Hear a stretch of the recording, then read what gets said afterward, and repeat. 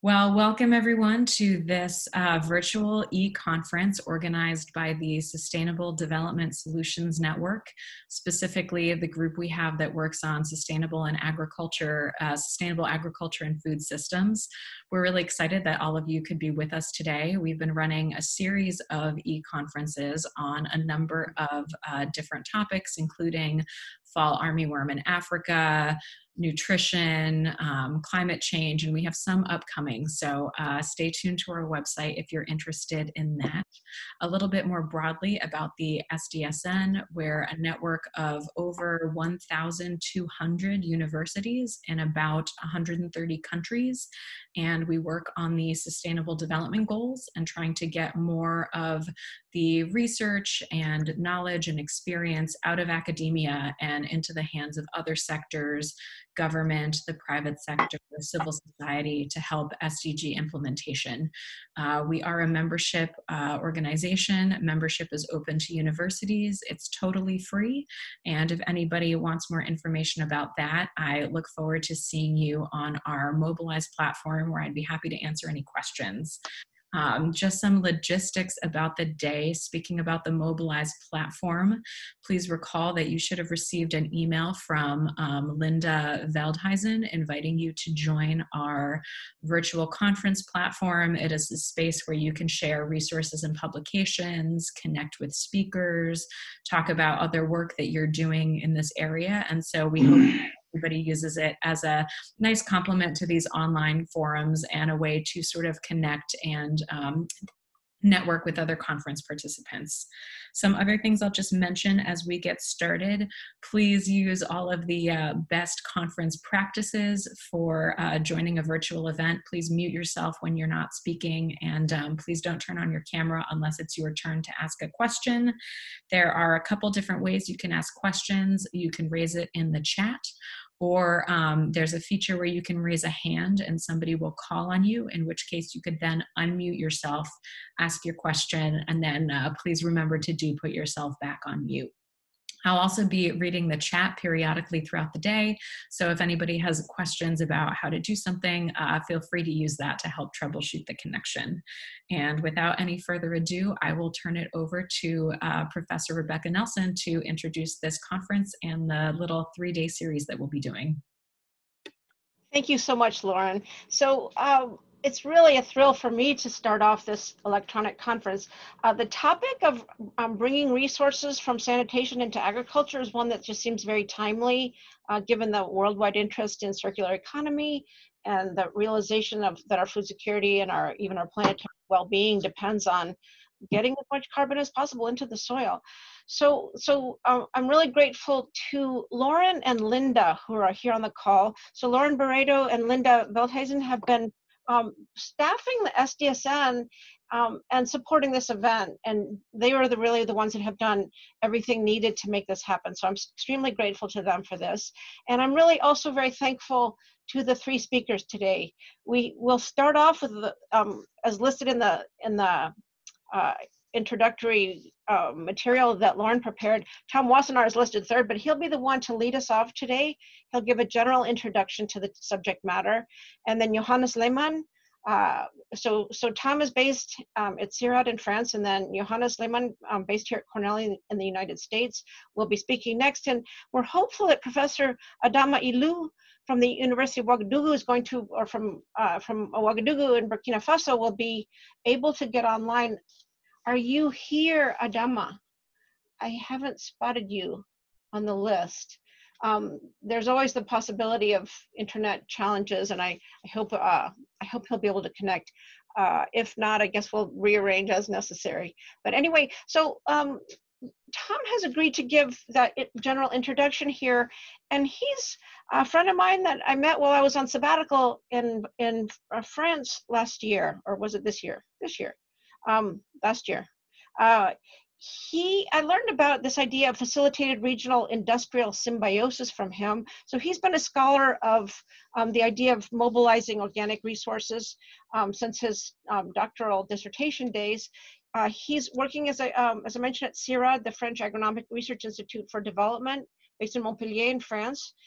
He has also worked at the FAO in Italy and has research experience in France, in Italy, the Netherlands, Colombia, and Costa Rica. So he'll be bringing that wealth of experience also in other parts of the world to us today, both with a little extra time for some general introduction and then some deeper comment on his own interest and experience in the subject matter.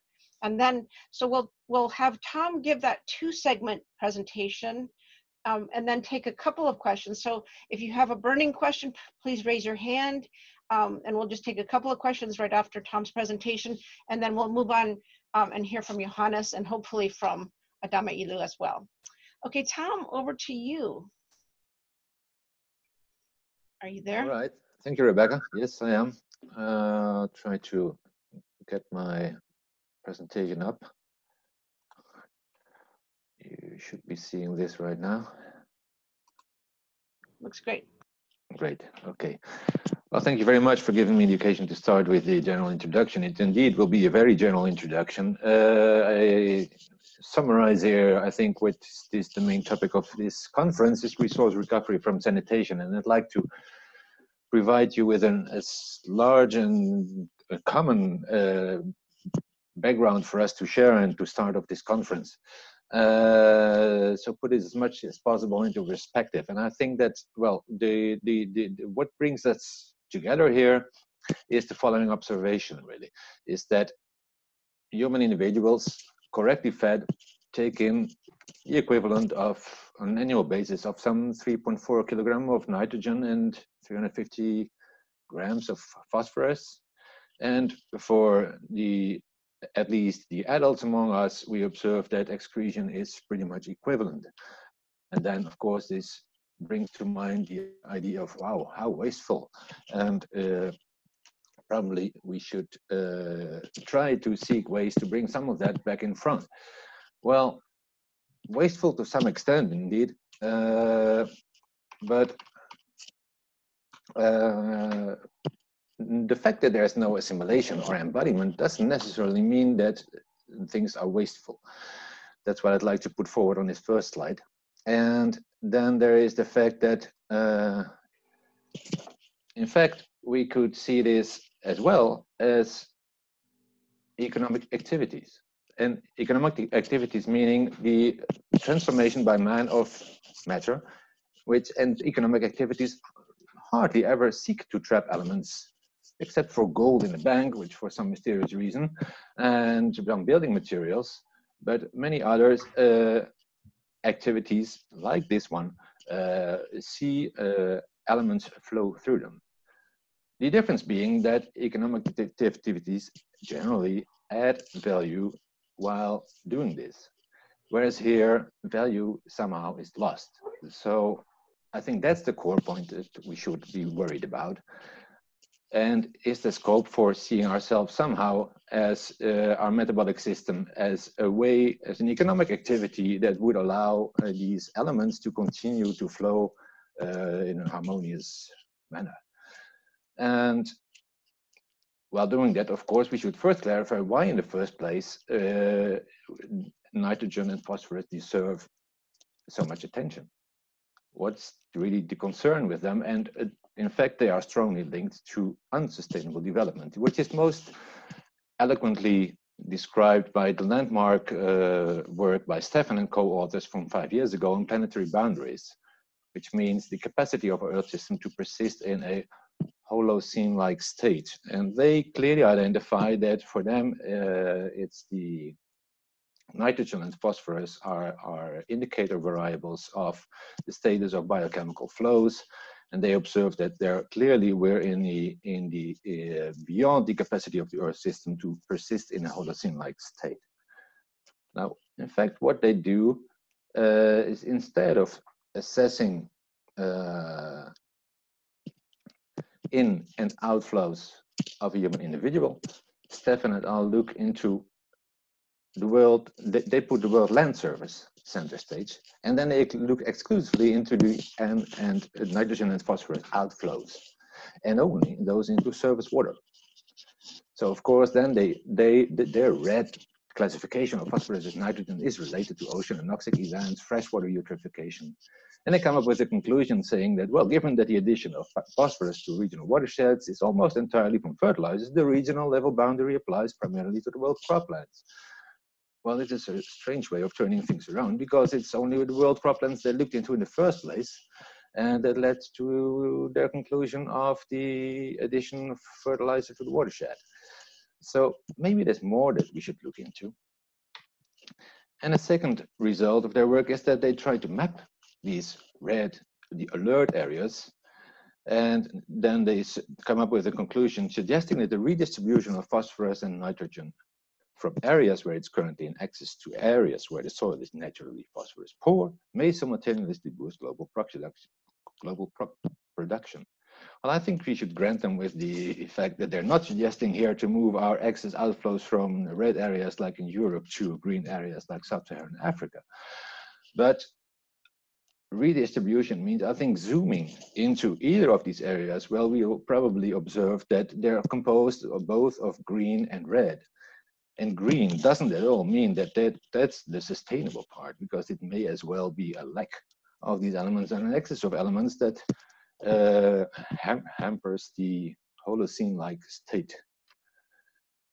In fact, Stefan and al, they substitute our system, the human individual, with a cropped field, where again, an economic activity where inflows and outflows are, at least if you consider all outflows, are fairly equivalent, at least for the majority of agricultural land, which for over a century depends on this very convenient input, which is chemical fertilizer.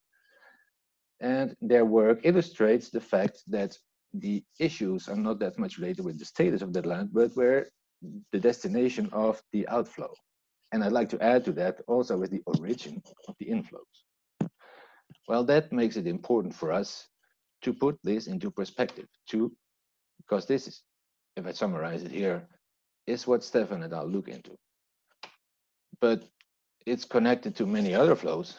The sourcing originally of nitrogen from the atmosphere and of phosphorus and potassium from geological strata, and bringing that, mobilizing a lot of fossil resources along the way to our field. And then we have downstream our food system, where our crop harvest is either fed to animals or goes into the food industry before any food item is being used for food preparation, and all this leads to a lot of losses along the way. And of course, the question then is, well, there indeed, if this is our system, which are the environmental issues and which are the sustainability issues? And if we try to look at this, and this is in such a systemic way, it's clear that nitrogen and phosphorus are not only related to the planetary boundary of biogeochemical flows, but also contribute along the way in many instances to climate change. And also a very pressing issue, of course, is resource depletion. Even if that may not hamper the Holocene-like functioning, it's very important with respect to our sustainability of our economy. And eutrophication is not only occurring from cropland, it also occurs in a number of other locations along the flows that represent these food systems. So really the idea is here that any changes in material flows of this system allow, in principle, to address multiple sustainability issues. And the more links of this change we include in the recycling scheme, the more of these issues can be addressed. And this brings us to this, of course, the essential question, what is really the scope for change? Well, there, of course, critics will say that the red arrow in the right going from the human individual to excretion doesn't represent necessarily that much with respect to the green arrow going into the agricultural field. So yes, indeed, human excretion is inferior, but at the same time, it's equivalent, as we saw, the human intake, and that's what the entire system is geared towards. So it would be surprising if that's not at least highly substantial with respect to the original fossil resources that we have sourced. The problem being, if we would seek to do like an ideal scheme like this, this is the problem that we're talking about waste. Waste being, from an economic point of view, a substance of a material of a high entropy. High entropy spatially because individuals are everywhere, and also in terms of composition, it contains a lot of materials, which mean that the substances of interest are generally present in low concentration. And then it is essential to observe here that there's one exception to this, which is the fact that many of these managed flows, waste flows, are increasingly spatially concentrated. That's the one critical point where their scope for change should be thought really. So the core message being really here, and that's really a research question, I'll get back to that, is that what would we seek to recycle? What is of value in a specific situation? These situations being the situations of potential, the situation where we have spatial concentration of resource, of waste flows. And just to illustrate that mainly relates to urban areas, to cities, is the fact that, of course, urban population has become the majority of the world population and keeps rising strongly and rises strongly, as this diagram shows, in strongest in absolute terms in Asia and in relative terms in Africa. Africa, in terms of urban population, will be equivalent to the urban population of Europe and North America within 2 decades.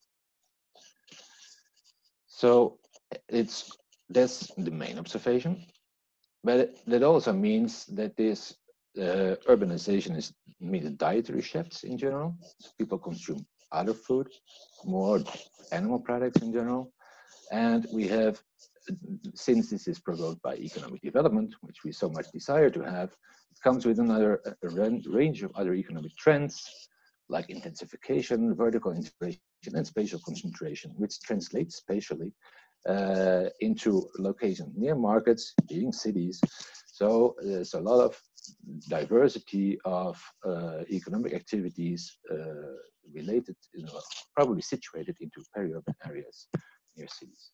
So that's really the very, very global picture I wanted to provide us all with before going any further. Is there any urgent question at this point, or shall I continue? I'll ask if anybody has an urgent question to use the raise hand feature. We'll give it maybe half a minute to see if any hands go up, and then we'll continue. Or the chat box if anybody can't find the raised hand. I should say, if you are on the bottom of your screen and you open the chat, there's a little icon that says chat. It's also kind of linked to the raise hand feature.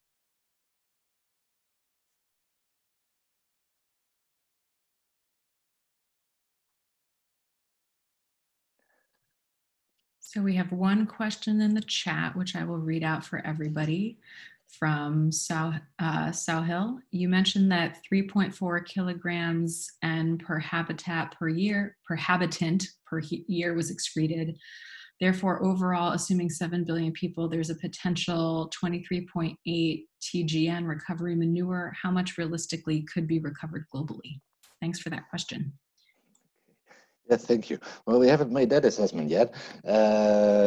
We shouldn't forget that many things are currently being recovered and that other flows will very probably not within any reasonable distance become manageable, recyclable, simply because in very many instances there is no sanitation system whatsoever. So that's not necessarily the most important question to answer if we look for the most obvious potential for change. But of course, these flows, if we would make the math, we would end up with very, very important figures. But well, I'll get back to a few more figures later on. I hope they'll provide a bit of the answer, and maybe my co-speakers also have some answers to provide to your question. Great, It doesn't look like any other questions have come in, although I'll give it another second in case somebody's typing or trying to raise their hand. All right, Tom, let's go ahead and continue. Yeah, Everyone. good. So what I was trying to point out to you is that we have really there are important arguments to look into what I call nutrient sinks. And the rest of my talk is, although I don't like creating categories, is on distinguishing two main type of archetypes of nutrient sinks, which is rural urban archetypes for resource recycling. Well, the first one being, and I think it will become clear why I think it's important to distinguish them. The first one being nutrient sinks that are situated in extensive resource poor setting. Really situations where the goal is to provide anything to agriculture, is to provide fertilizer. Anything is better than nothing. The other one being nutrient sinks in intensive import dependent settings with a very different logic, being to substitute fertilizer. And these very contrasting logics have very important consequences with respect to the nature of recycling initiatives. Well, I'll only have one slide on the first type, one of the reasons being that I think that many of the other talks will come back to this type of initiative.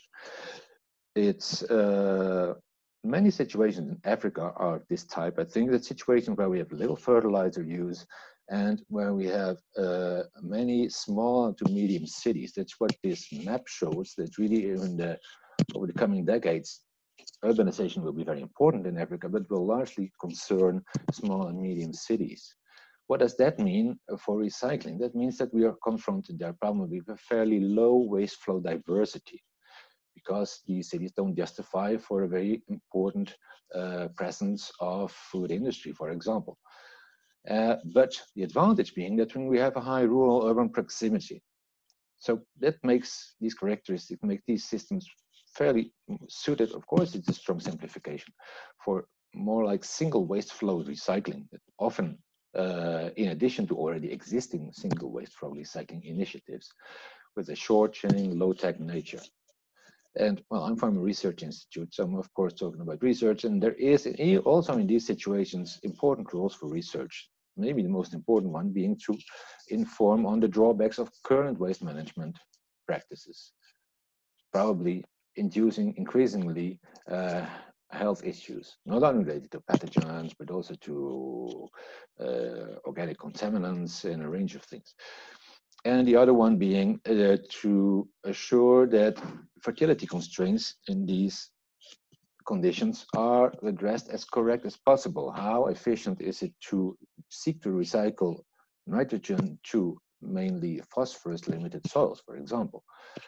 And another one being is to, well, to inform on a range of other possible benefits from recycling fairly complex substances like organic residues that contain a lot of elements, of different types of elements, and it may mean, and that's something we're currently exploring, I could talk a long time about all of these points, that may mean that it would also allow to address micronutrient benefits and address a very important nutritional issue in Africa like biofortification. The characteristics of nutrient sinks in intensive and import dependent settings are very contrasting. Here we're talking about insular areas and metropolitan areas, and of course the most striking areas are those that combine both. There's very isolated, large and growing metropolitan areas. This is where we find very large, diverse waste flows, and the situations where action is not desired, but action is really required in order to address already very clear environmental and health impacts related to current waste management practices, but no action is currently being undertaken because we are faced with a very complex situation with no spontaneous solution. This is really where there is potential for industrial symbiosis, but a requirement for a much more proactive role from research. And this means that in addition to the research item I listed on the previous slide, there's here a role for research to address also questions that concern more systemic research issues, like what are appropriate system boundaries to consider in these situations, and what is the technical solution idea that would conveniently kick off a co-design process in order to together envision fertilizer substitution. And then along the way of such a process, we should seek to inform on different risks and benefits of solutions that would be progressively, iteratively co-designed. And we may also be involved, research may be involved in facilitating such a process. And our experience also learns such that we, in parallel, should address significant attention to outreach work, community of practice building, in order to have a fair chance for a design solution to be actually implemented. That situation are illustrated here by this figure of cumulative statistics in concentric rings around the city of Bangkok, where we see that we have, of course, human population situated in the center, but and increasingly important monogastric animal production being situated just outside of the city in peri-urban areas. These are the red lines, and the green lines are the feedstocks, the feed crops really that are fed to these animals. So this really exemplifies nutrient flows from a fairly large distance towards this sink of the urban and its peri-urban surrounding. And we will face that in many other regions. We currently start to look in, for example, Manila, whereas the Philippines appeared red on Stefan's map, no, green, sorry. It's of course clear that here we have major nutrient inflows in an insular and major metropolitan area, whereas agriculture remains the main source of livelihood. We have peri-urban concentration of very large intensive monogastric production.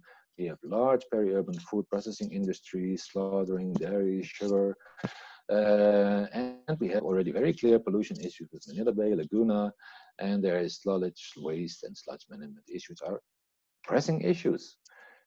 But it's not too different if you look in, for example, the case of Santiago de Chile in Chile, which is kind of an insular area in between two mountain ranges, and it harbors 40% of the total population. It's to a fair extent depending on intensive peri-urban monogastric farming, situated again near the urban center, and it's very import dependent, because cropland represents only 1.5% of this country, although it is very productive. And much of that cropland is in fact situated, well, a substantial part at least, is situated near this urban area, which these maps illustrate. The red area is near to the gray area of the city, whereas even within a fairly short range of time, the city tends to expand within the cropland area. So this means, of course, an increasing imbalance. These are just example situations. I just wanted to highlight the fact that pursuing fertilizer substitution is a very ambitious goal. This is illustrated by the fact that what we seek for often is some kind of product with the distribution, these characteristics illustrated by this diagram. A certain distribution of nitrogen, phosphorus, and potassium at a certain concentration given a certain application rate. And typically, an organic waste resource, something like a well-decomposed compost, provides something like the red line here. It's insufficient in terms of concentration at a given application rate, which is often a constraint, and it's strongly deficient in terms of distribution. But we have a very high diversity in terms of composition among different waste flows. Poultry manure, for example, is much more concentrated in phosphorus, while biosolid a little more in nitrogen. We can have vinasse from sugar, beet, or whatever, cane industries, which are very, very strong in potassium. So what this illustrates is that at the same time that flows from multiple sectors are also cause of impact and a difficulty for management, it is an essential opportunity for fertilizer substitution.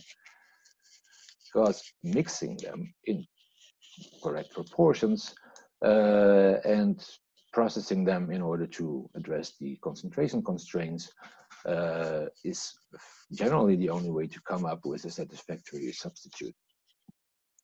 So this takes me back to which is actually the core issues I'd like you to retain, which is where should we envisage to do this and what should be object of our action. And it's really strongly inter and goal dependent questions. Once we have identified a certain situation, dependent on that situation, we can identify what are the essential matters, what are the elements that are needed with respect to that situation. And then we can look only into the material flows which contain these elements. And once we have those identified, we can, depending on their location, identify the area within which a recycling scheme should be designed.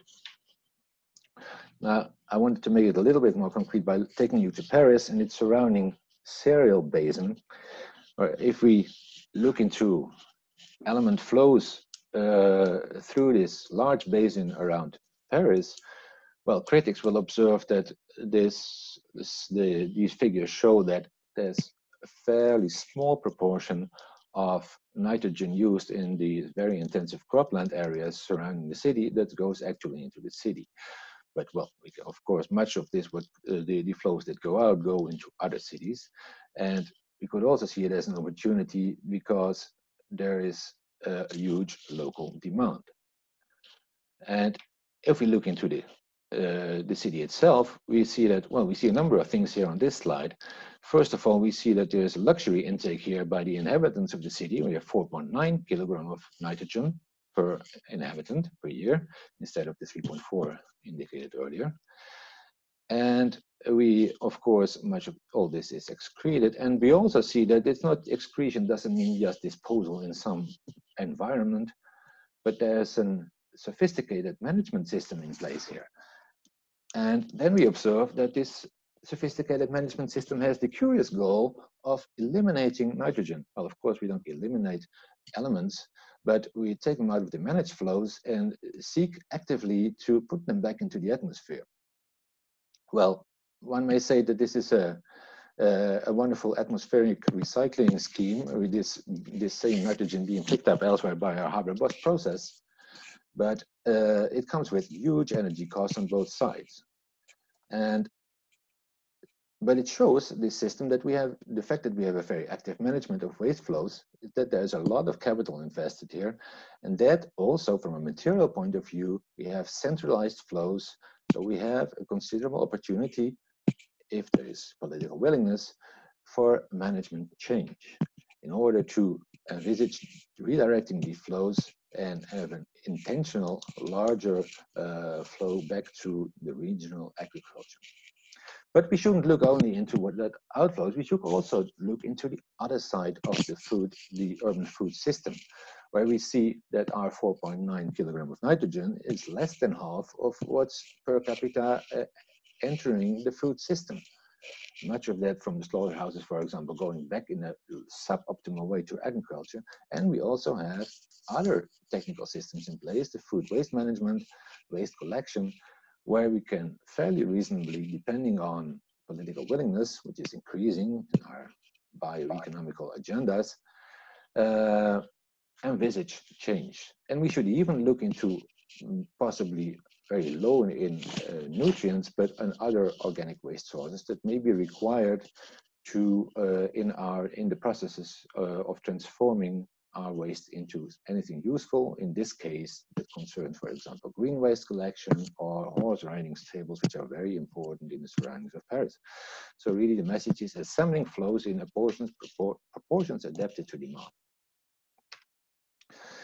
Just to end with a concluding illustration on, well, what the kind of result that may produce is a result that comes from effort we were involved in the brokerage of industrial symbiosis synergies in the case of Reunion Island. It's just a somewhat like 70 kilometers diameter volcanic island, the French overseas territories in the Indian Ocean with about 1 million inhabitants.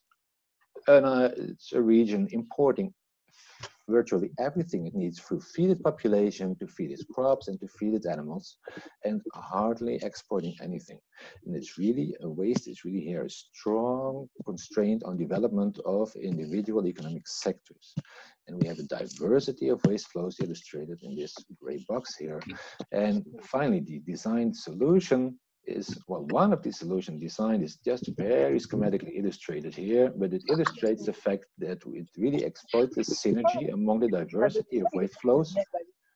One platform mobilizing poultry manure, pig slurry, and green waste, and another laying hen manure, distillery vinasse, and green waste, which both allow to come up with a fairly convenient distribution of nutrients, but not a sufficient concentration. So there's a second step, given the local application rate constraints, that only after that allows to address the main local market, which is the manual application of fertilizer to sugarcane fields. So that's really my illustrative talk, from which I'd like you to keep following main messages. There is a large potential for change, but this is very diverse and it is highly context dependent. What we in most cases will be looking for are systemic solutions, and we shouldn't equate this with business model replication. In general, it requires specific local solution design, and it has a number of conditions in terms of governance, particularly capacity to put into place, because we need to often envisage a certain number of changes in the current rules of the game. And we need a catalyzing change, well, a catalyzing role by science in order to hope for change. It will not just be business opportunities to be seized. And there's still very important gaps in capacity to inform. It's both about waste processing, about what will be the result from combining certain feedstocks and having them go through certain processes. We still have a fairly limited capacity in predicting that. And the other one is that once we have a certain product, which we have never really used, to what extent can we predict its fertilizing value? There's also a very limited capacity on that side still. So that's really two things we should quite urgently address, but we are very few to address that across the world, unfortunately. And there's a number of epistemic challenges, of course, that remain. One being, for example, the appropriateness of our indicators if we seek to inform stakeholders without us looking into really the cognitive process of the stakeholders that we seek to inform. I thank you very much for the attention, and I give the floor back at this point to Rebecca.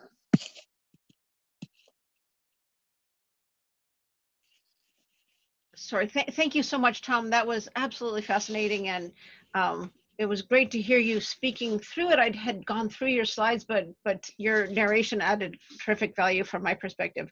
So that was both a wonderful introduction to the theme of the entire conference here, and also a lot of specific examples that really illustrate the issue of the diversity of challenges and opportunities that we face here with this topic.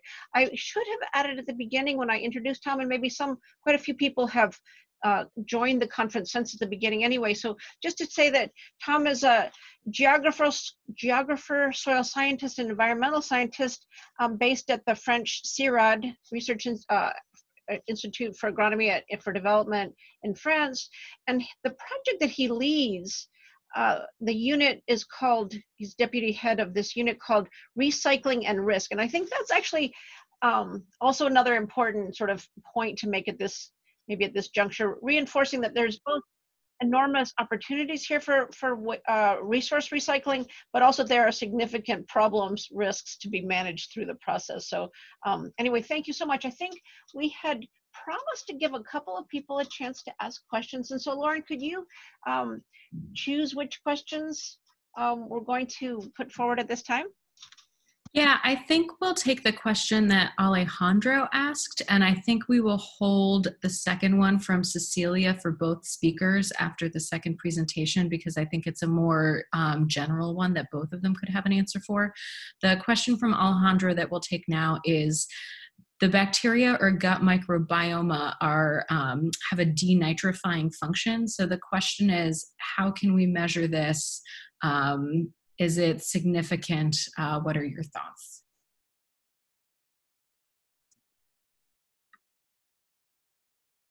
Well, I'm not sure if I'm the most appropriate person to answer that question.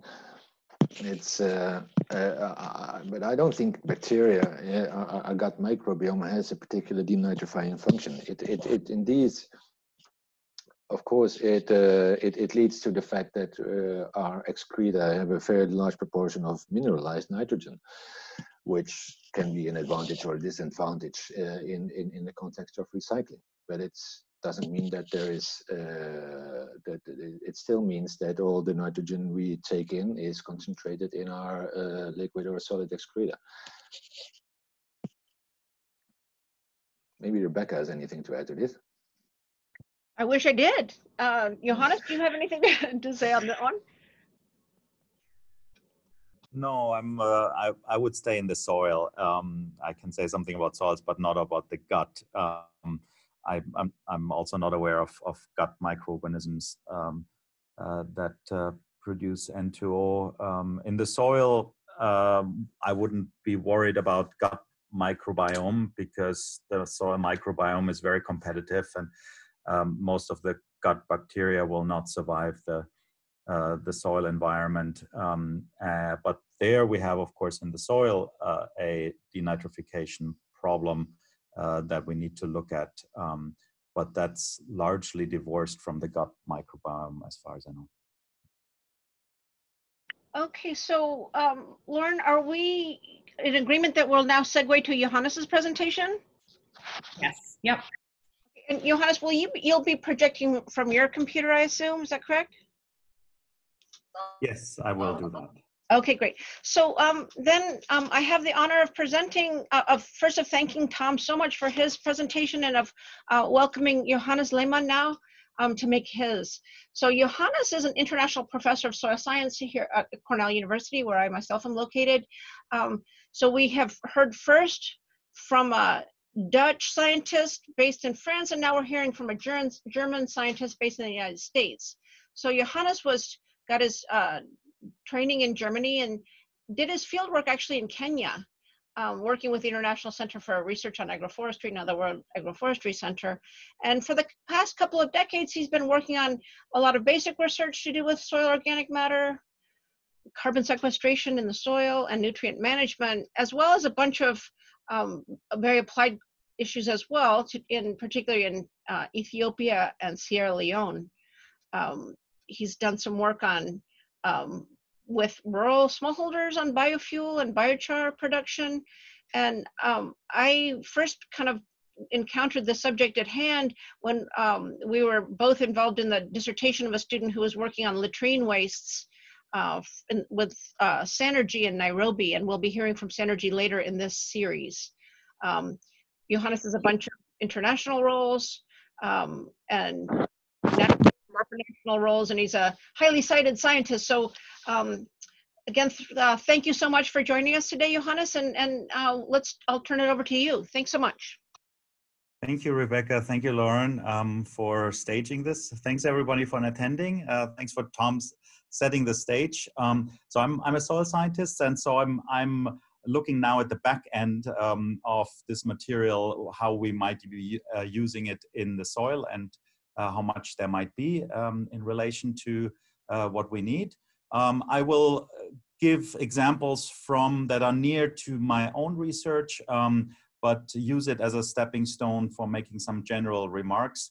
And I will use pyrolysis biochar systems as an example, but use it also as an example for the wider world of conversion scenarios, making the point that there's really a lot of movement and a lot of opportunity and options to develop new, innovative, and site-adapted conversion systems that make products that have value in the soil. So I will focus on the soil, but acknowledge that there are many other uses that we could envision as feed, as construction material, as plastics, etc. But I will use this pyrolysis biochar system as a stepping stone for making some fundamental points about recycling of, in general, wastes and specifically human manures to soil. Pyrolysis is a heat treatment in the absence of oxygen that generates gases and liquids that go one side out a system, and a solid material that comes out the other side. Typically about 50% of the carbon ends up in the solid material, and most of the nutrients, except for nitrogen, where half goes in the gas stream. These kind of products for biochar as a thermochemical product, but biological products that you're familiar with probably are composts, digests, precipitates, inorganic products, have all varying properties. In principle, we should be thinking about this material as a carbon product and or as a nutrient product. And different materials have different product values. Even in the biochar world, there's a range of materials, from materials that have mainly a carbon value in the sense that they consist mostly of carbon, above 80% carbon, and very little nutrients. Obviously, that makes for a very poor fertilizer, but a very good soil conditioner. And vice versa, you can have biochars that are mainly or nutrients and qualify as a fertilizer rather than as a carbon product. And we should be thinking about the range of different incentives and target functions that these materials might have in the soil. General soil health improver for the more carbon product-based materials, and a range of actually quite interesting, innovative ideas around plant-plant and plant microbe signaling interactions that can be modulated. And on the nutrient side, obviously the plain nutrient value, but also pollution avoidance.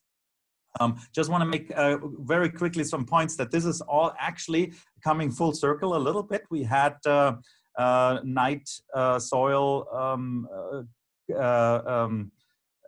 industry way back when that recycled night soil or human feces or shit in plain English for a long period of time in all parts of the world.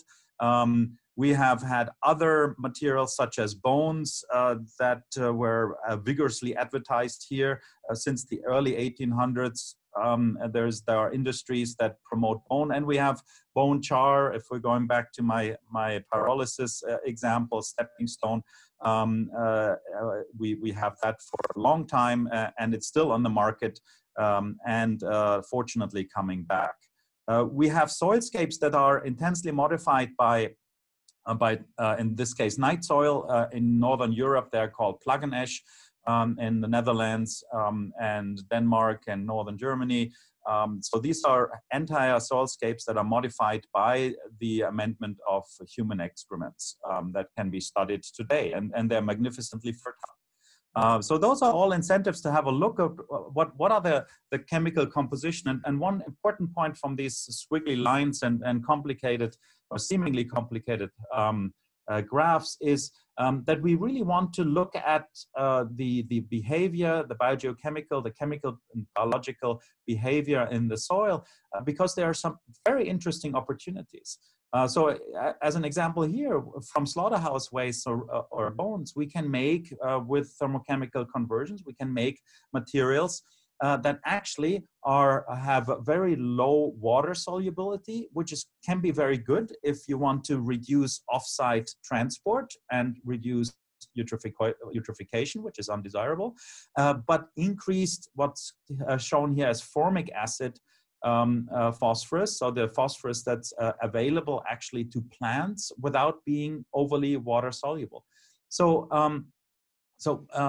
transforming waste materials in fertilizers that have actually superior performance is quite an interesting approach. And as shown here, these kind of materials actually are as good, shown here as plant phosphorus uptake in maize in a greenhouse trial, and you can see, especially on the right side of the bars, that the two bars with the A are the commercial triple superphosphate, and the other is the bone char that have the same phosphorus uptake. So we can make fertilizers that are as good as best commercial. We can show that here with on-farm research in Ethiopia, substituting commercial phosphorus fertilizer with bone char fertilizer and obtaining under on-farm conditions the same yields. Manures come in many different sizes. There are concerns about not only the pathogens, but also in many systems we have hormones and antibiotics in our excrements, human as well as animal, as well as possibly other contaminants. We've looked at, in upstate New York, at pyrolysis of dairy manure, and we could find no cause for concern in this kind of feedstock stream, but that's really something that needs to be tested for all these feedstock streams and human excrements in various areas. We've done the same research in Kenya with latrines that I will show you later.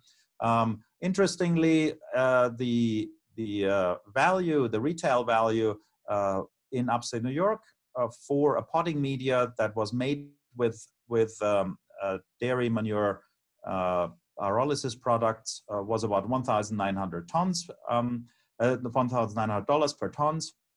And most of that value came actually not from the nutrients, but from the potting mix non-nutrient value.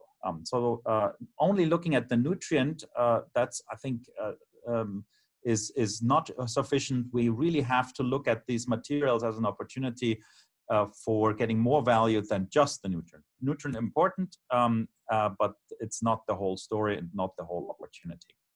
The example from Sanergy and the Fresh Life latrine network established by Sanergy in slums of Nairobi for a few years now shows an interesting case to think through how we can recycle nutrients from the liquid phase as well as the solid phase, because these latrines are for separating liquids and solids.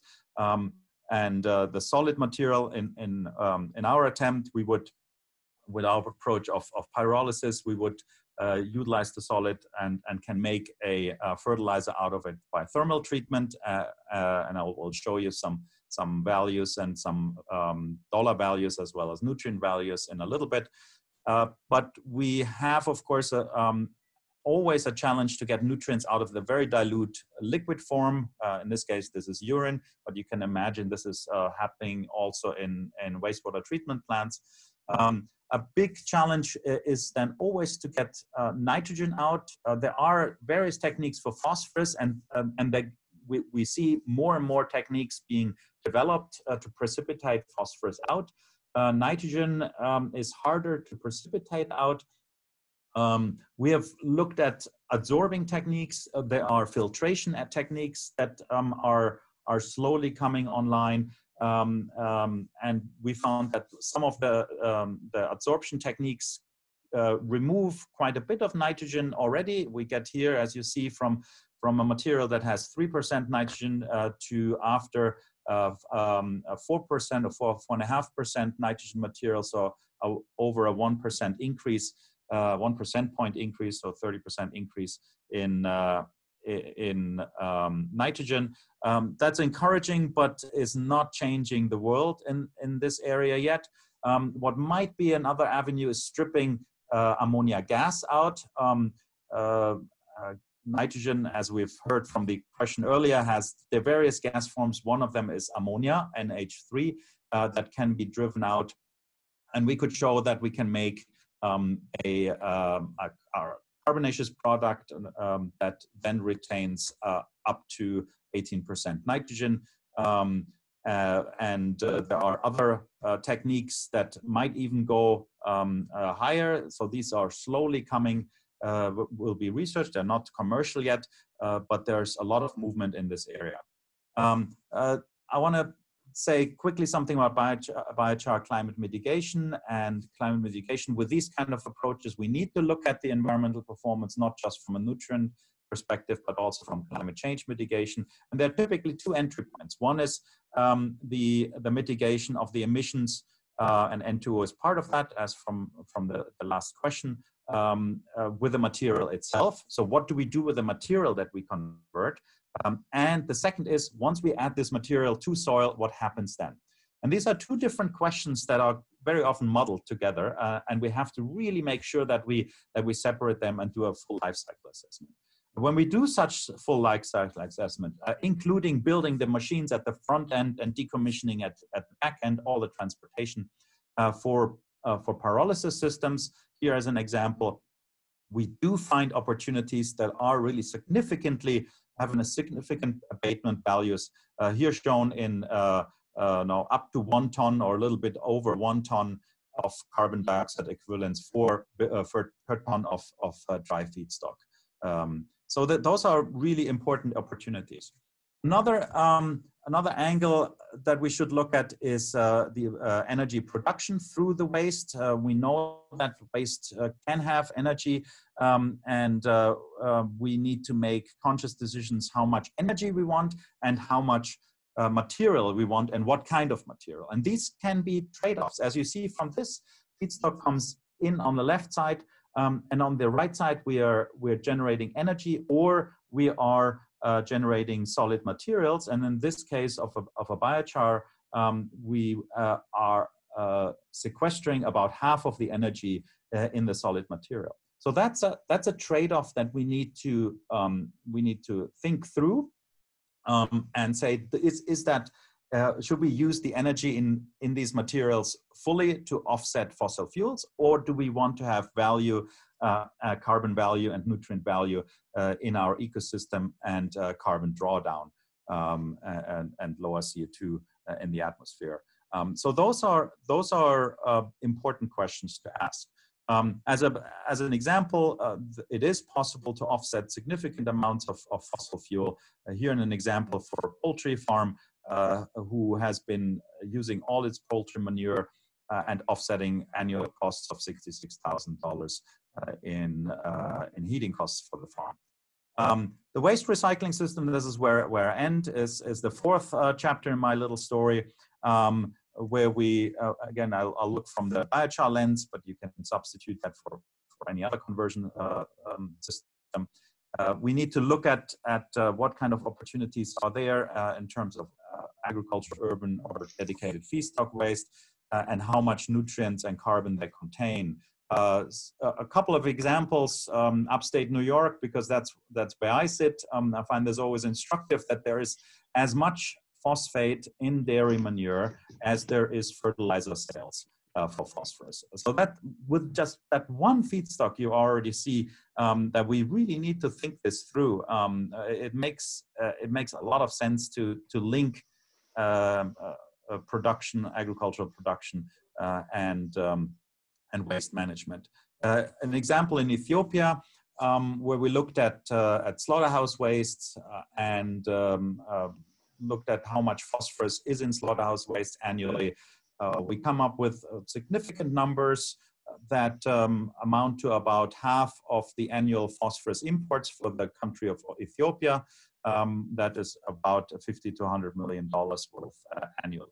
So this is not peanuts in terms of the amounts in comparison to the phosphorus needs for fertilizers, for agriculture, and it's not peanuts in terms of the monetary value. For human excreta, just the preliminary data looking at the difference between global excreta phosphorus and fertilizer phosphorus use. So this is the difference. If a country lights up red, then the balance is negative. So there's more fertilizer use than excreta. If the country lights up blue, then it's the opposite. So it will not be possible, very likely, to balance our phosphorus needs with human excreta in every country, but that has multiple reasons also.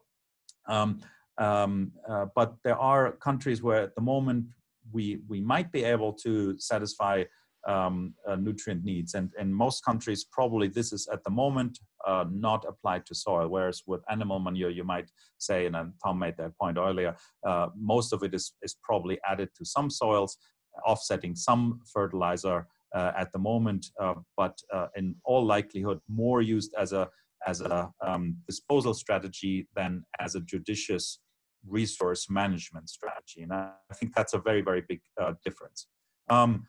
How do we get it from source to sink? We did a study in Ethiopia where we collected wastes here, slaughterhouse wastes, and we, with this experimental approach, we were very quickly exceeding capacity, so that it was not difficult to collect the material. We could convert them at actually remarkably low costs. Here you see the equivalent. So it's just really a source to sink assessments comparing the material with triple superphosphate or diammonium phosphate. And you see the difference value on the right column is always has a negative sign. So the material that we made from the waste was always cheaper than the material that you could buy, that imported material that you could buy from the vendor.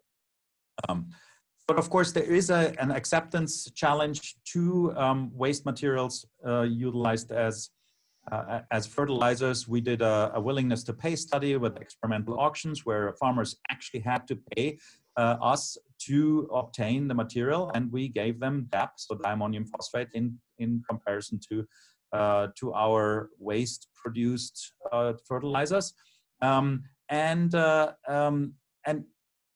we overall we found that our waste produced fertilizer was as desirable as the commercial DAP. So we're not out of this world stating that waste produced fertilizers might find an acceptance in the marketplace, at least from this study, and we do obviously need more.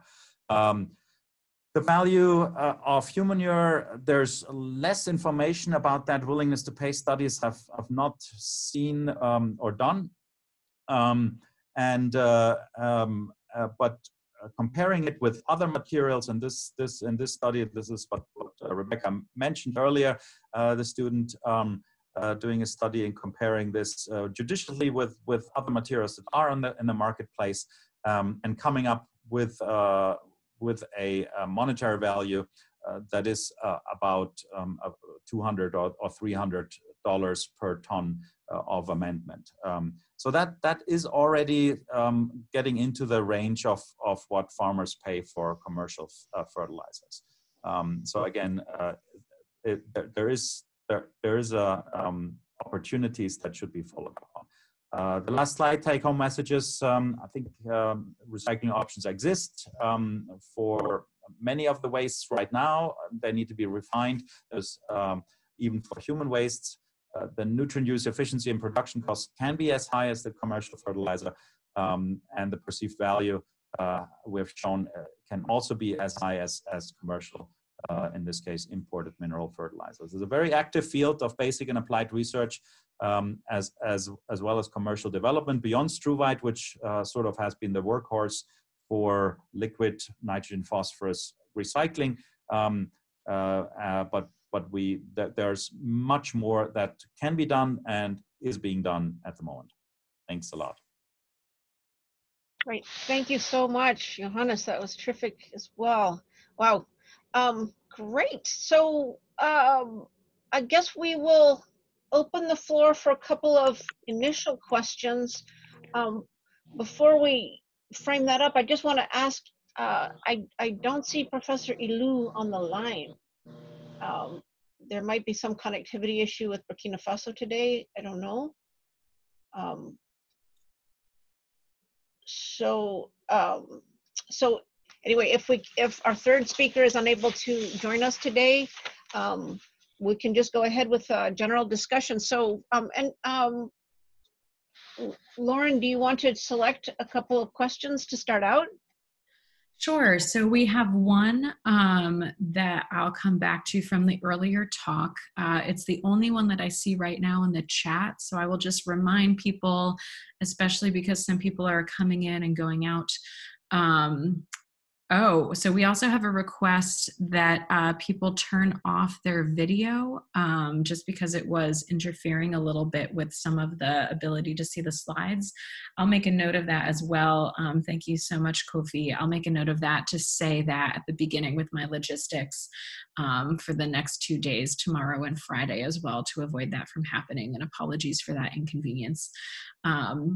But yeah, so we have one question that we've held, which I will say, I'll also read out in just a moment. I'll also remind people the way to ask questions in case you're new and just joined. We can take them via the chat if you're a little bit shy and you want to type them in, but we would also take them verbally. If anybody wants to raise their hand, we will call on you. I think it will list you in the order by which you raise your hand. So we have ample time to get to everybody if you want to chat your question or again, raise your hand. The chat feature, if you haven't found it, at the very bottom of the Zoom window, there's a little black toolbar which has the chat. If you open that, that is also, I believe, where the hand raising icon is.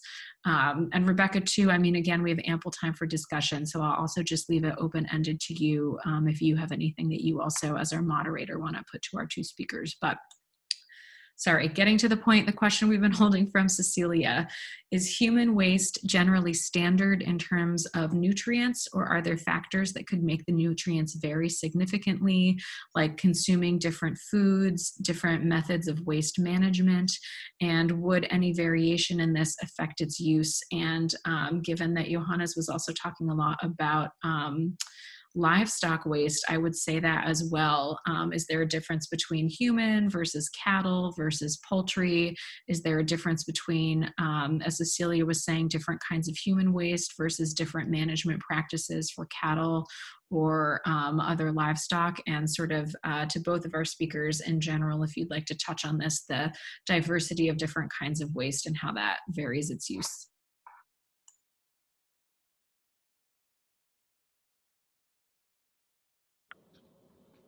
So would either one of our speakers like to take that one? Oh, I can start, Tom, just chime in. Oh, yes, I would say. Absolutely, yes. It can be anything. Some manures and excrements and wastes are have high water content, some low. Some have high nutrient content, some low. Obviously, there are dietary differences between populations, between animals, humans being one of them, and any supplements, whether you feed hormones or materials. So, for instance, the poultry industry here has been feeding arsenic for a long time. Now they're getting away from that. So that alone makes a big difference. Yeah, so the hormones, there are huge differences. And the handling, whether you source separate or not, that makes a big difference. Whether we have a bucket with relatively solid materials of possibly 80% water content and a liquid bucket, or we mix it all together, makes a huge difference in handling as well. With opportunities that constrain us in what we can make out of it and how we can strip the nutrients from the carbon if we want to, or combine it. Urine is largely sterile versus feces is not. So yeah, huge differences, and that's an active field of investigation.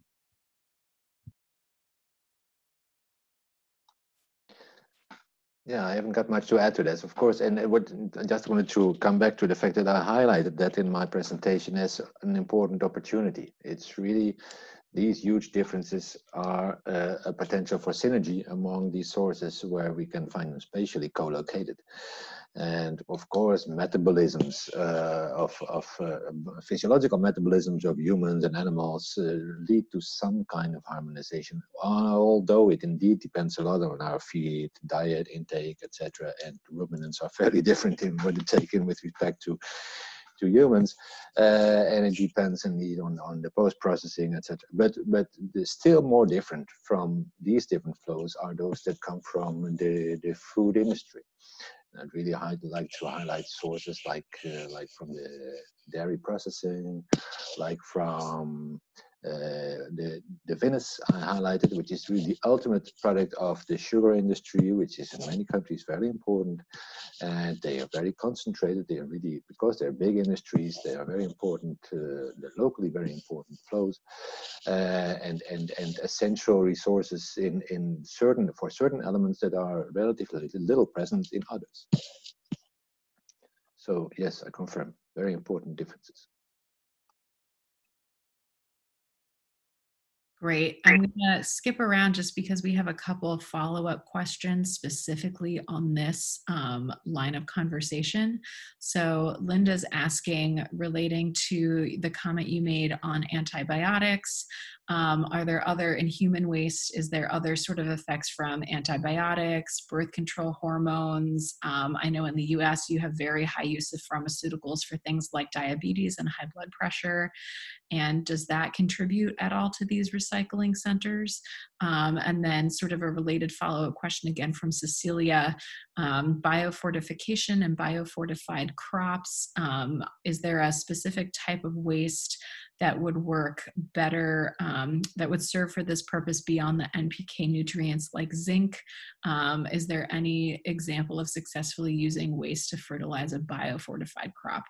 I'll let you answer those, but I would also say these are also going to be wonderful questions for Friday when we have, and actually tomorrow as well, we'll have somebody from Soil in Haiti, but we'll have actual sort of people in the field collecting and repurposing human waste, where I think we can also get into these questions, but I'll turn it back to our speakers.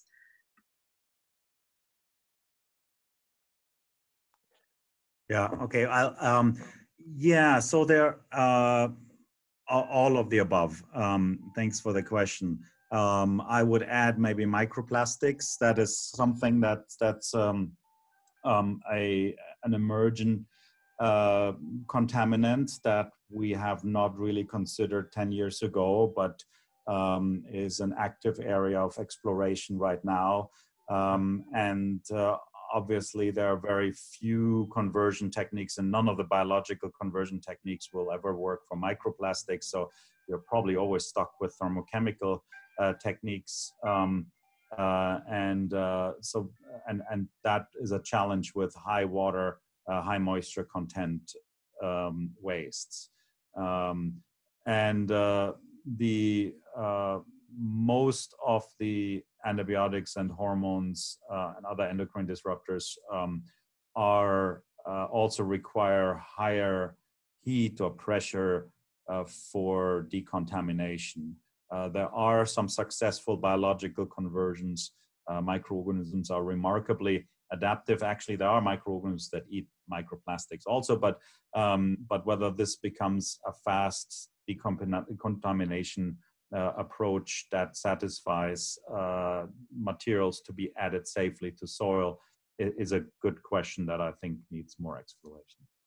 But the biofortification, I don't really know much about it, so I'll have to pass. Okay, I'll try to take that one briefly, but I'd also want to get back to the antibiotics issue. Indeed, both human and animal or livestock manure contain antibiotics. Much of livestock manure is already recycled on a very long-term basis in many regions, and it's never been necessarily highlighted as a strong problem, but it may be in some locations where it is intensively used. Antibiotics are part of organic substances, so processing techniques may succeed in eliminating them, as Andreas highlighted, but indeed biological transformation processes like digestion, composting are in general not extremely effective in it. But then again, applying them to soils at least at some time horizon leads to their degradation in general. But that's not the case for all substances, so it's definitely an active research area. And coming back to biofortification, it's a very interesting case. The link between organic waste recycling and biofortification is a very, very recent one.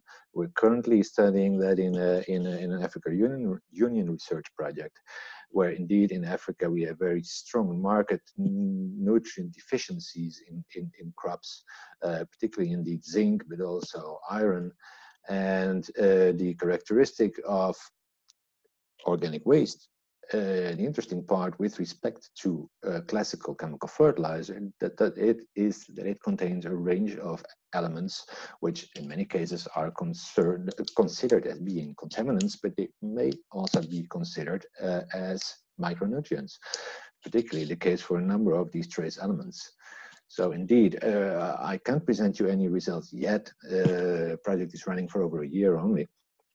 But we have, of course, if we're doing that, we have good reasons to think that we'll find at least some level of success. But the issue of the assimilation of the organic waste contained trace elements is not an easy one, because at the same time the application of organic waste changes a lot of properties of the soil and may itself retain to some extent these trace elements.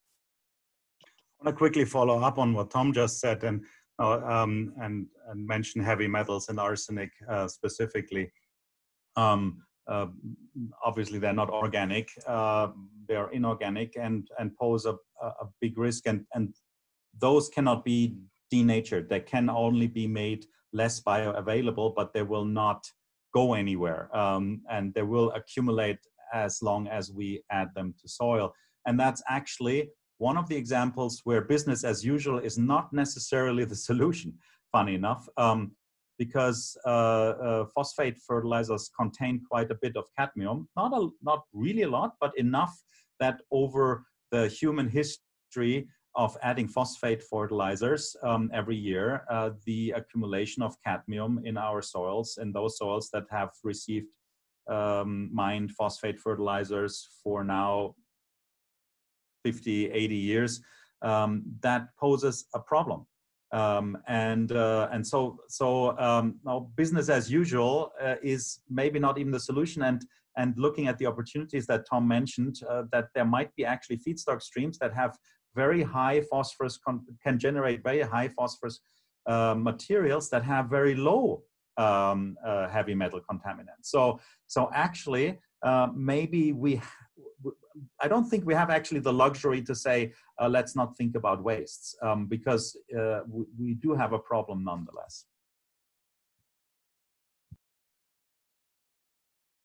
Again, I'm going to skip around a little bit because you raised sort of one of the negative consequences of phosphorus being this cadmium contamination. We have a couple different questions around sort of negative effects.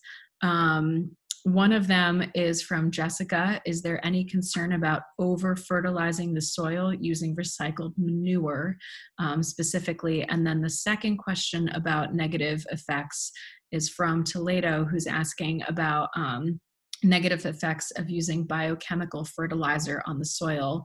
Does pyrolysis produce biochemical fertilizer? So, you know, two different questions, but both sort of looking at some of these negative consequences. Yeah.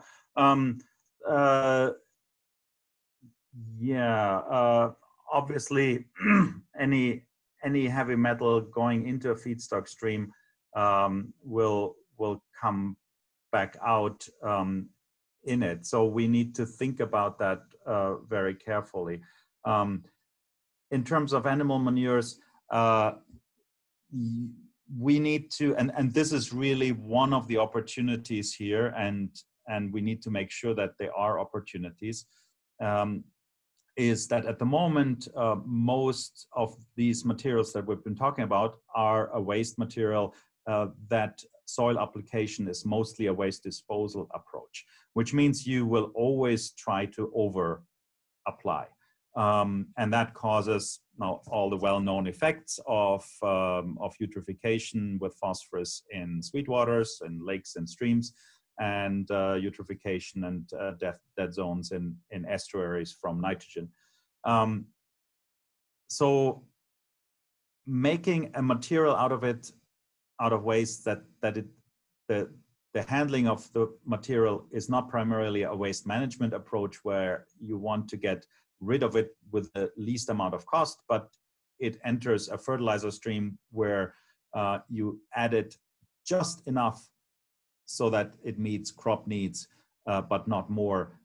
That is really the goal of these approaches. I didn't quite catch the second question. Sorry. If either you want to repeat it, Lauren. Sorry, or yep. That was the one on negative effects of using biochemical fertilizer on the soil, and does pyrolysis produce biochemical fertilizer? Yeah, I genuinely don't understand the question, but I'm trying to answer it nonetheless. There are, I'm guessing the concern in general negative is, do we produce materials that are through this any conversion process? And let's take pyrolysis as an example that is detrimental. We do need to be looking into that. In this particular example of pyrolysis and thermochemical conversion, it is possible to produce polyaromatic cyclic hydrocarbons that are undesirable. So far, pyrolysis, low temperature pyrolysis, has not been found to generate these materials actually in any concerning way. In fact, composts have higher contents of these materials than pyrolysis products. Gasification is a different thermochemical conversion process running at higher temperatures, much higher temperature, as well as more oxygen. There's the possibility for the creation of polycyclic aromatic hydrocarbons. Dioxins and furans require the presence of chlorine. So we need to think through what kind of materials should be put into such conversions and what do we produce from it. The same goes for microorganisms in biological conversion systems. So we do need to look at all these products, including the business as usual, which is, in the case of phosphorus, mined phosphate fertilizers and the heavy metal contents. All of them have strengths and weaknesses, and not everything is combinable with everything. Not every feedstock should be combined with every conversion technique. Great. So I'm going to go back to the top of the questions. Thank you to our questioners for their patience. It just seemed like some of these later questions were more relevant for that particular moment in the conversation. We have a question from Henrietta. An organization such as Global Gap, which sets standards for agricultural practices, presumably has a big impact on the development and application of new agricultural inputs. What role do you see these organizations playing, or what are they already doing to support development in this area?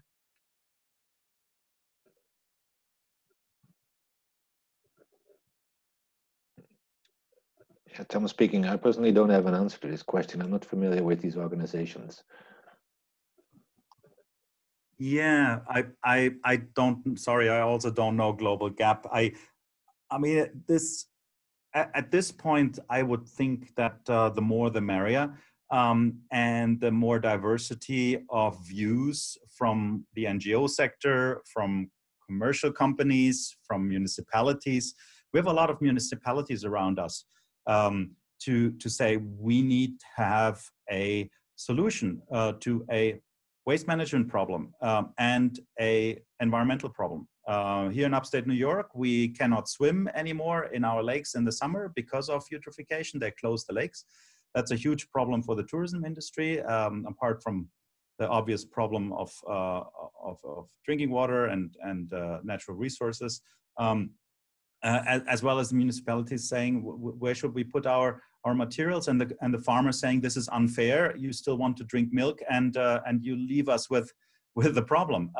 So we need all these people at the table. We need the organizations. I think when it becomes challenging is if one organization, especially if it's money granting organizations, that is both federal and unfortunately also foundations, are dominating the discourse. If they say, oh, we have figured out what the problem is and we're giving money only for this, but not for everything else. So I think at this juncture where we really have a wicked problem, and wicked problem is a technical term for something that has no intrinsic solution in one sector, we need to bring everybody on the table and need to be flexible that this is a multi-pronged challenge with a multi-pronged solution that is very site-specific. There will not be one answer to all the questions, which is not sort of goes without saying, but we're not always acting that way. Great, and we're gonna go back now to a question about biochar. Sorry, I'm scrolling.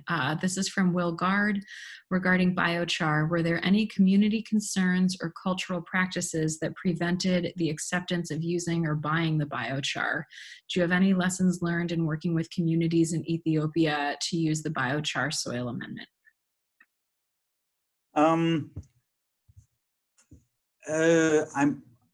We have a lot of conversations in different areas of the world on that.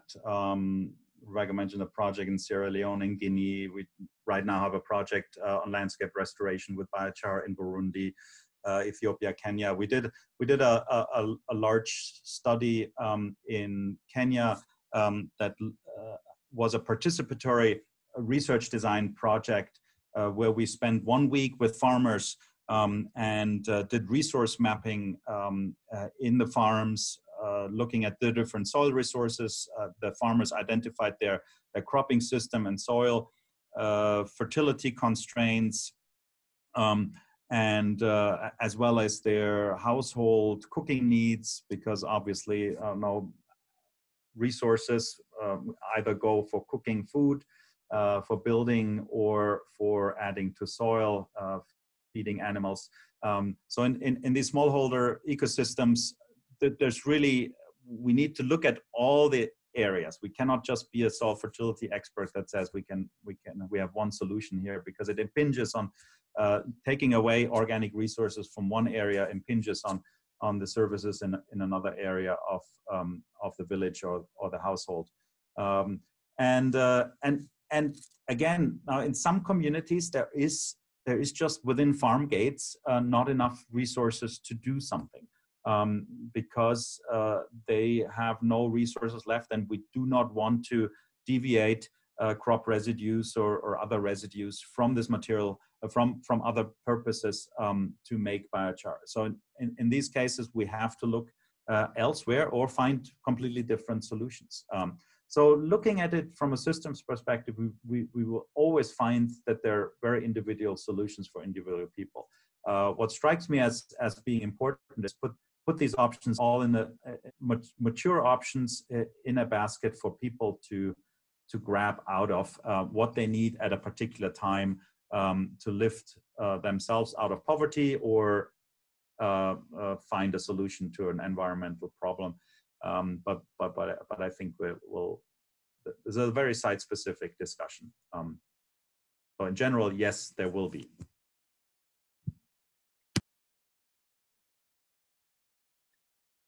Anything to add, Tom, or should I go on to the next question?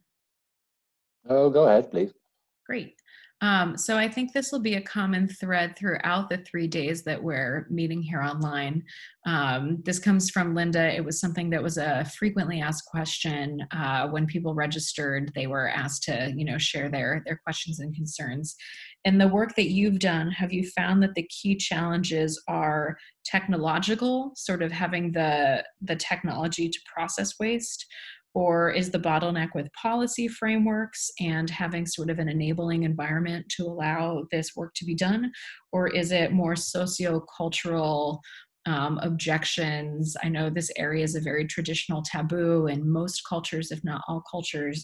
Where do you see the biggest challenges are? And I suspect too, going off of Johannes's point, that maybe some of this is also locally specific. So if you have, specific cases or examples, please share them.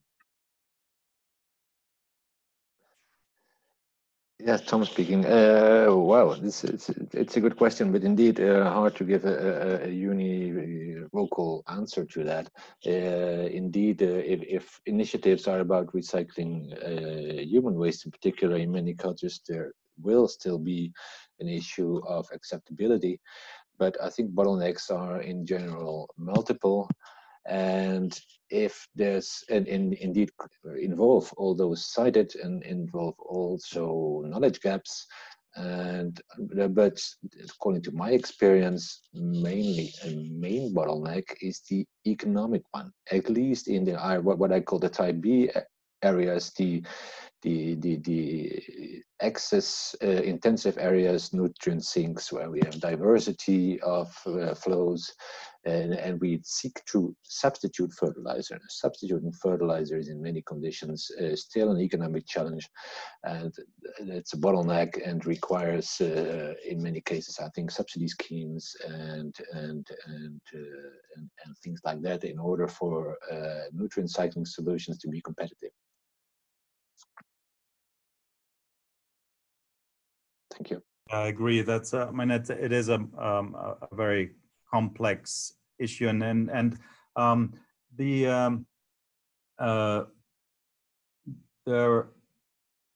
there will be and should be a need for iterative approaches to solving individual challenges. What I mean by that is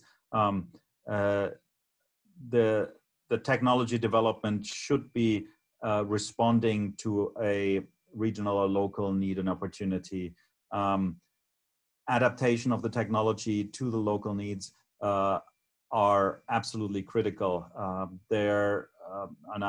In the case of pyrolysis, there are different cooking needs. There are different.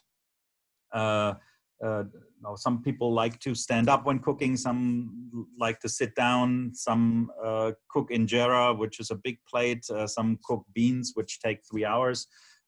So it's very different how you process materials depending on your background.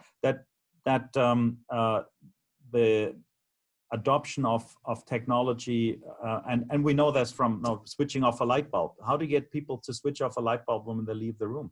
All these problems are there as well, even if we have technology to switch off a light bulb.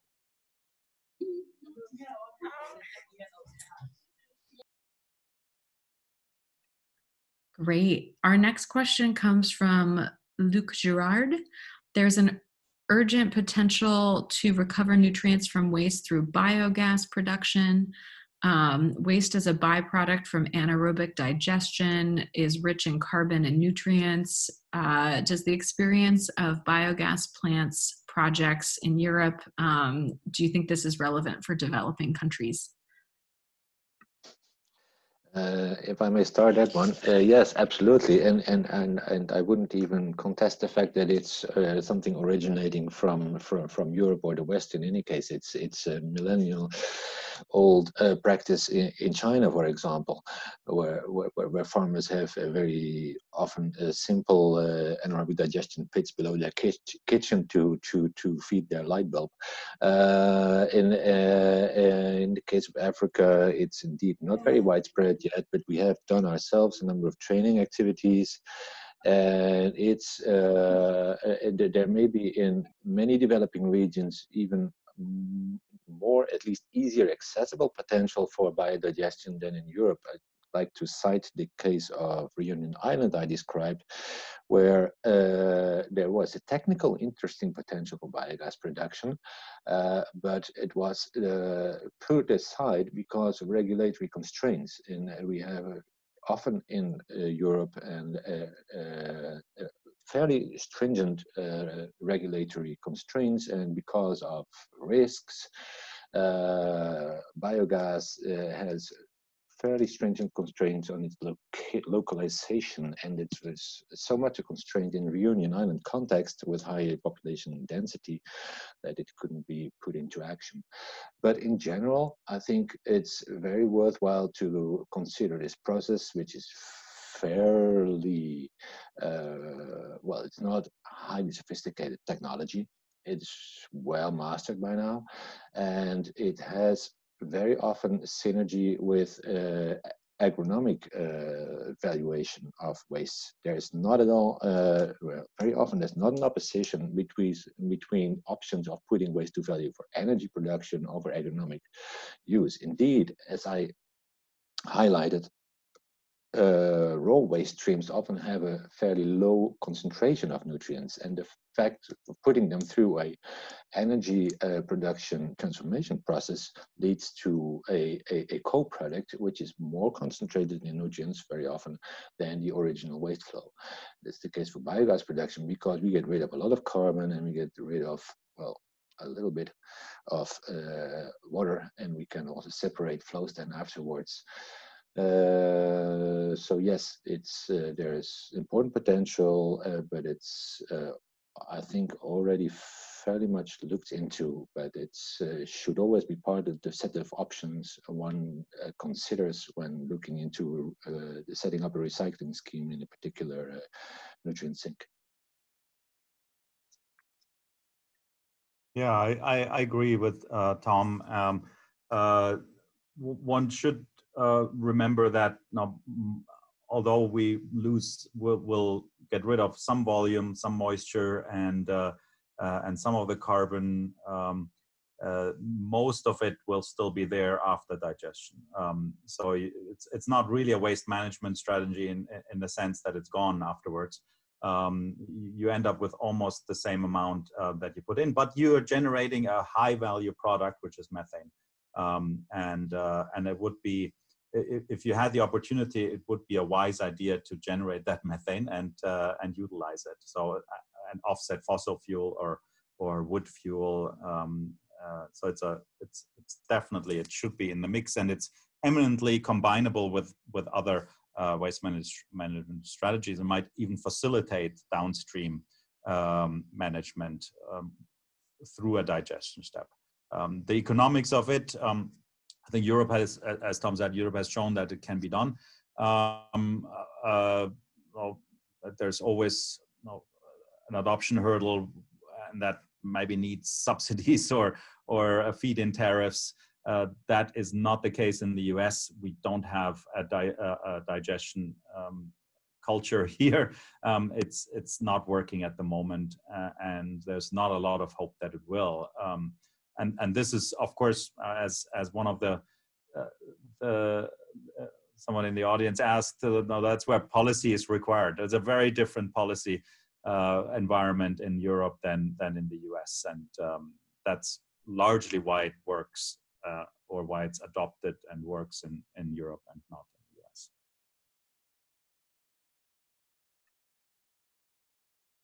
Great. We're coming to kind of the end of the questions that we're getting. We just have a couple more, but we do have a few more minutes. So if anything has come up for anyone and you want to add to our list of questions, again, feel free to put them in the chat or use the raise your hand feature. The next question is again from Linda. People are asking about if weather or climate conditions can influence the different processing methods we've talked about today and the outcomes that you're getting.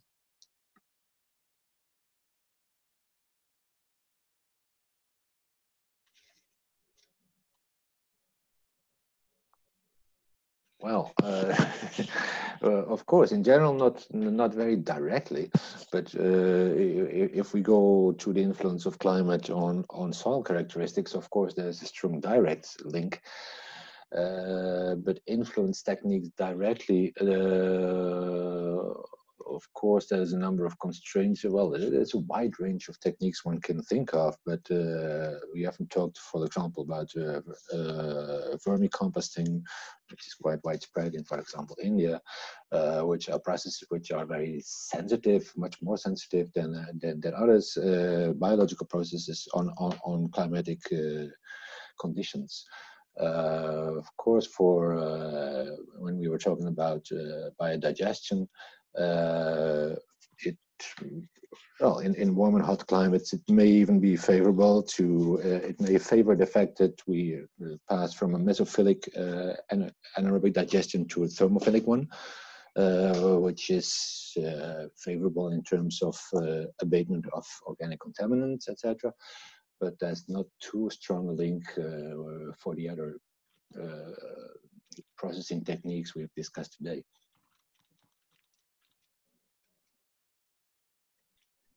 Yeah, I agree.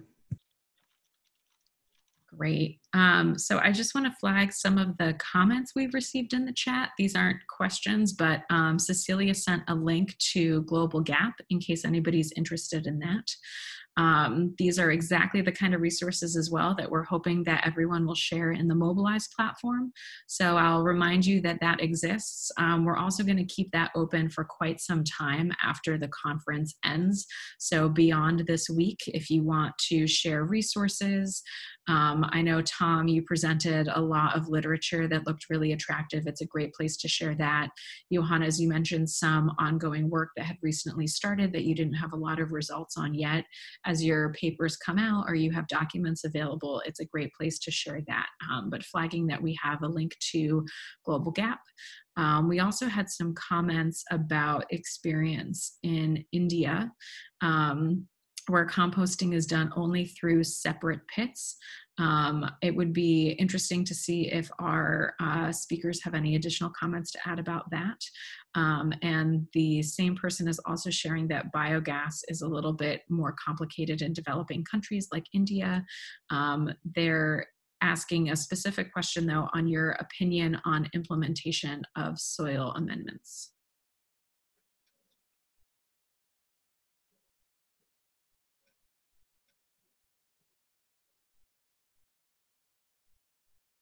And if you don't have any thoughts or suggestions talking about soil amendments or implications of separate pits, I might tell Rebecca to maybe ask her question in person.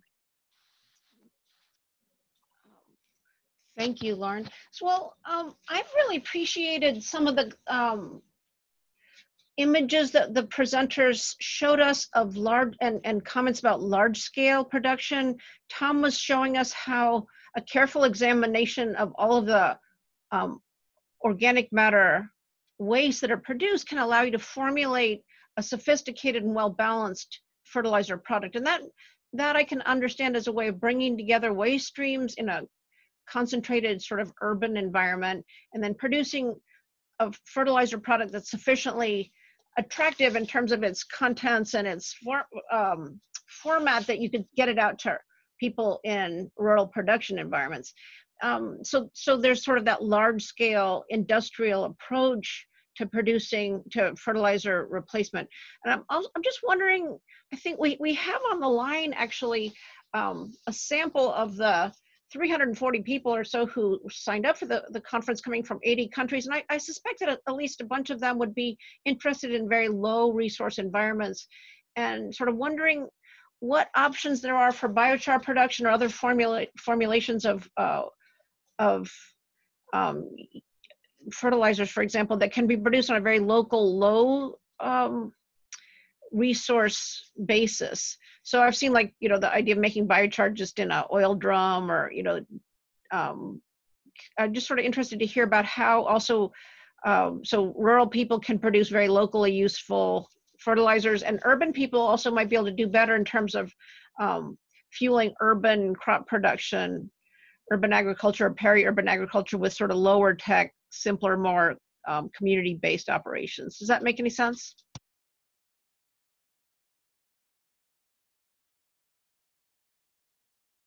If people also could chat in from the the observer group. So I again want to thank everybody who's on the line here. We now have 27 people that seem to be online from what I can see. Just chat in if you're interested in this low resource environment question. I think the reference to pit latrines suggests such an interest. But are others interested in low resource environments and what the options are?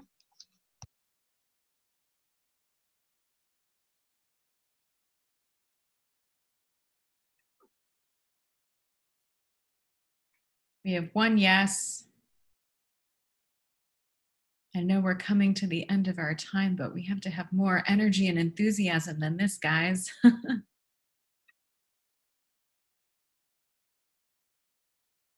I'm specifically thinking at the moment, and this will come up later in the session, about the use of human urine and just in direct, more or less directly in urban agriculture.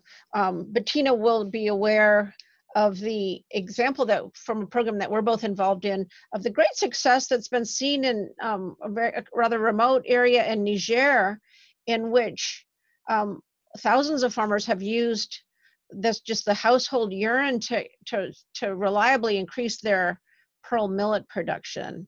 This is a farmer organization named Fumagaskia in Maradi in Niger.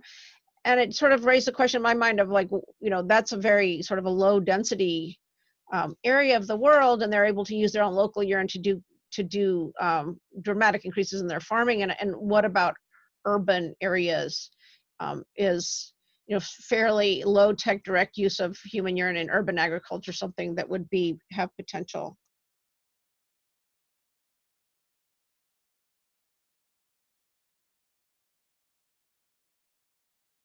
I'm not hearing any. I don't know if our speakers are muted. Tom, you're muted. I can't see Johannes at the present time. Johannes is muted. I would say maybe start with Tom and then Johannes reflections. We are seeing people in the chat saying they're interested in this. Somebody also says specifically urban context in emerging economies because of the high population densities. I'm very sorry, Rebecca. Could you reiterate your question? Sorry, I was just asking about sort of the low tech options.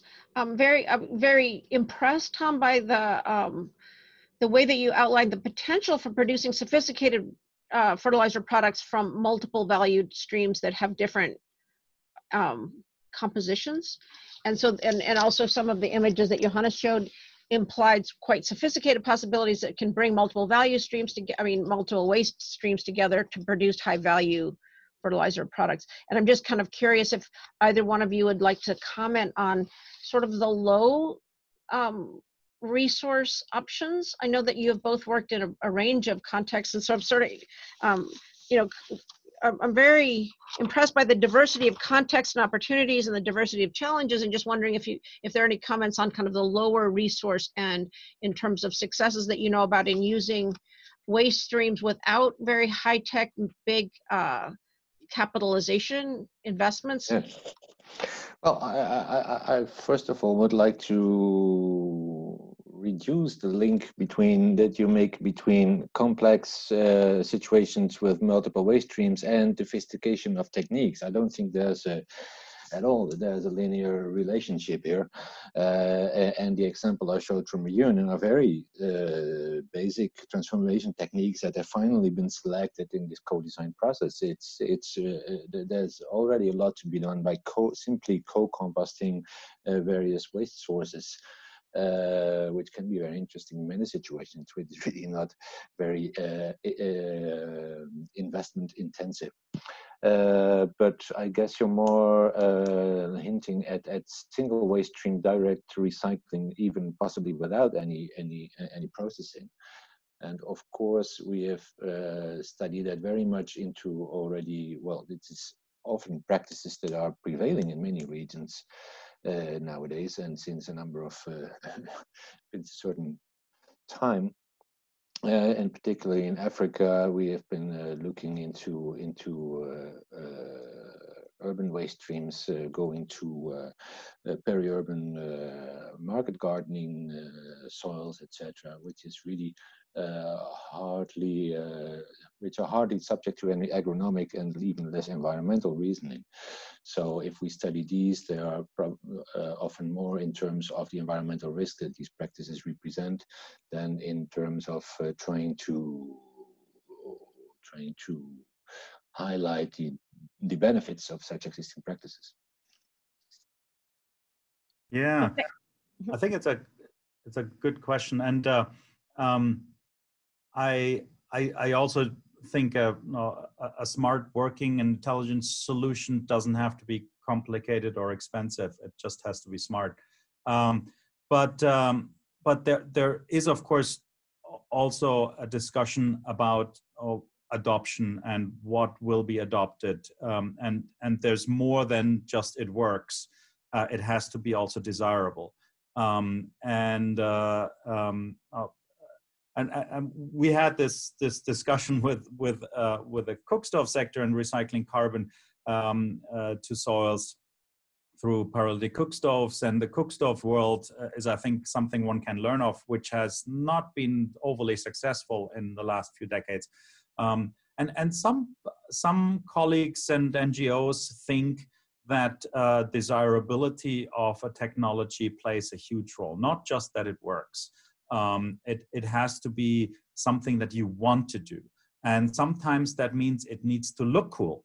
And it needs to satisfy several other needs. And so an example would be when we built a improved cookstove that would generate biochar as a soil amendment from clay. Some NGOs and some users and some industries said, well, that's a no-go. It might work somewhere, but most people want, if they pay $20 for something new, they want something that really looks cool. And now, if you want a Mercedes, you don't want a Volkswagen. I don't know, but there's really to adoption. There's more than just it works, and we have to consider that as well, especially if the adopter is the individual person in a household or a village. Thanks for that comment. I'm thinking, how about pricing? Someone recently put an idea to me and said that because of the pricing, it would the innovation would rapidly be adopted just because it's so much more attractive than the alternative. So I'm wondering here now about costs. And so we have the individual cost, we have the municipal or some kind of collective cost. That they seem like very different issues. Then there's the attractiveness. Any comment on what options could sort of be radically attractive, either at the central level where an investment might be made by a company or a municipality, versus the cost to an individual? So that's one thing. And then there's also matters of how attractive. I like your point about just the appeal of the physicality of it. But any comment though on the cost side of things? Are the fertilizers we're talking about, do they stand a chance of being attractive at a financial level, economic level? Well, that's what I replied to an earlier question as being the main bottleneck. If we need to single out one bottleneck, I think that's very often the main one.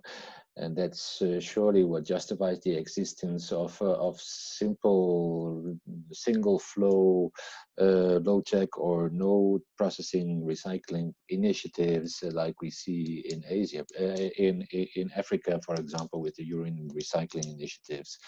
That's really because this little fertilizer use, because even fertilizer is too expensive. So every other fertilizer from local waste sources would also need to be very, very little expensive. So I have very little transport cost, little storage cost, little processing costs. But in other and there is little governance, degrees of freedom, I'd say, in terms of changing the rules of the economic system.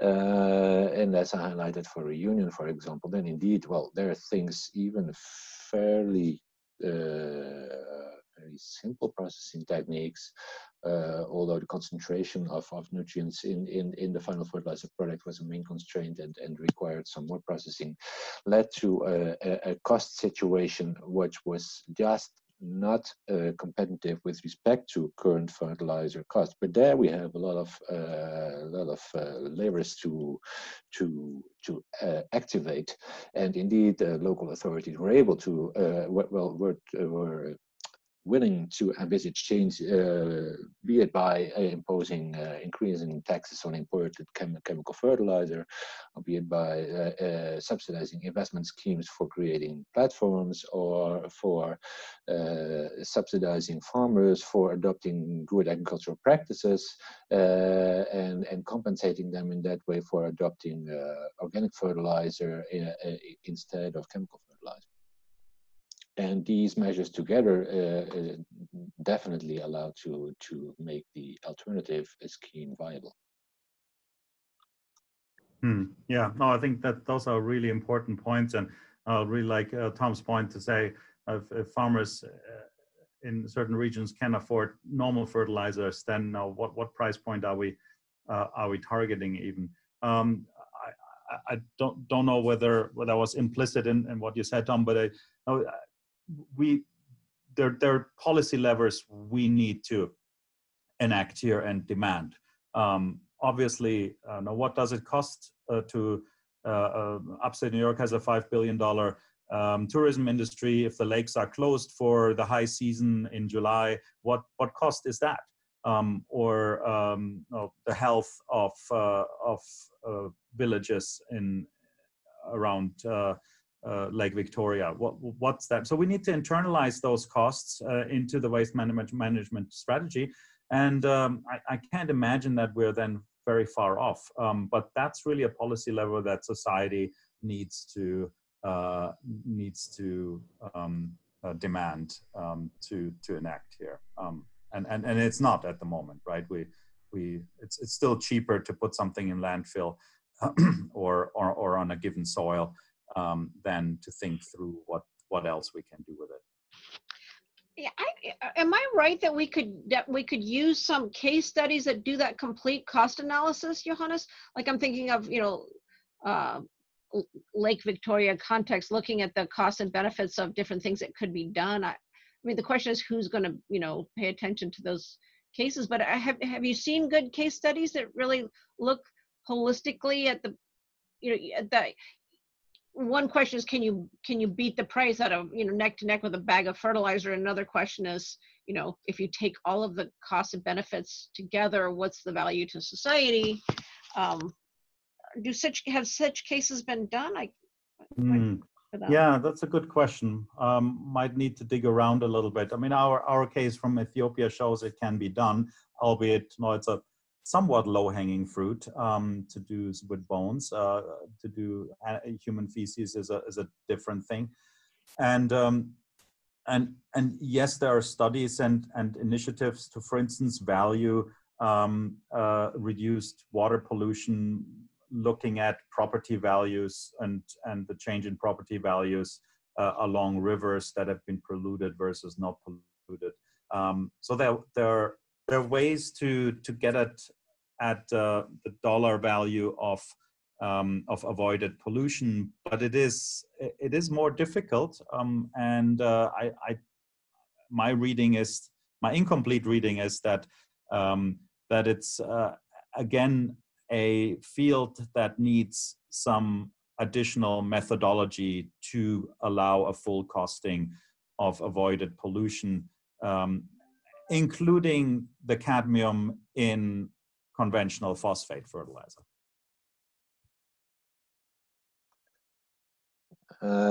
To add to that, Rebecca, well, of course, there's the few initiatives I've led where we've done those calculations for the systemic initiatives, but that doesn't represent much, really. The only thing I can think of is work done by the ILMI-led initiatives of CG under their rural-urban linkages program, where they have but that's work which very much based on the quite opposite logic of trying to transpose business models and find somewhat generic business models that could be transposed and elsewhere. They have dedicated quite some attention to trying to do the economic math of these business schemes. And I think there's quite some literature to be found on that side. That's all I can think of, really. Okay, well, thank you. So it is now 1 minute over our 2-hour time. So it's time for me to thank everyone who's on the line.